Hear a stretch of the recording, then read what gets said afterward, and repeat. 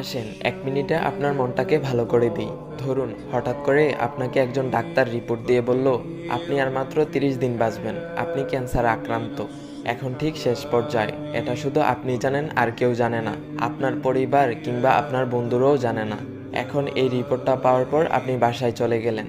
প্রতিদিনের মতো আজকেও আপনার বাবা আপনাকে বকাঝকা শুরু করলো, তোকে দিয়ে আর কিছু হবে না, সারাদিন কোথায় কোথায় থাকিস তুই, অকাজের ছেলে, ইত্যাদি ইত্যাদি।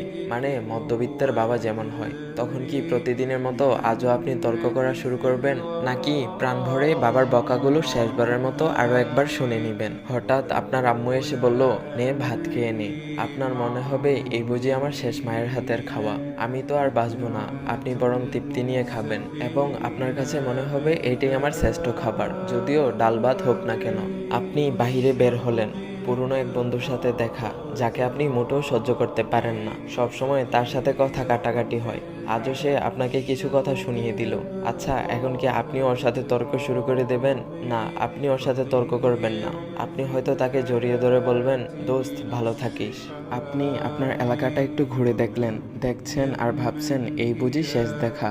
প্রাণ ভরে দেখছেন আকাশ, বাতাস, গাছ, এমনকি আপনার এলাকার মধ্যে যে 2-3টা কুকুর আছে ওদেরকেও আপনি প্রাণ ভরে দেখছেন। হয়তো এটাই আপনার শেষ দেখা। কুকুরগুলোকে আপনি দোকান থেকে কিছু কিনে খাওয়ালেন।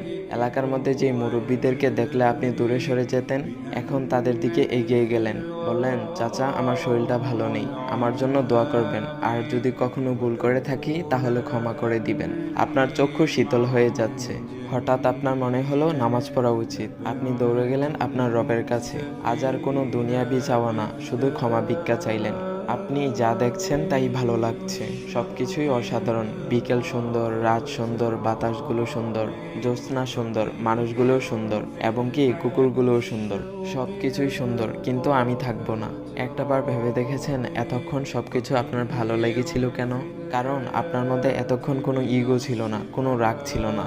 ইগো না থাকায় মানুষ পৃথিবীর সবচেয়ে সুখী মানুষ হয়, অথচ আমরা মৃত্যুর কথা ভাবতেও চাই না। আল্লাহ তাআলা আমাদের সবাইকে বোঝার তৌফিক দান করুক, সবাই বলি আমিন। তো গাইস, তোমাদের কাছে ছোট্ট একটি অনুরোধ, ভিডিওটা সবাই সবার কাছে শেয়ার করে দিবা, যেন সবাই শুনতে পারে, বুঝতে পারে।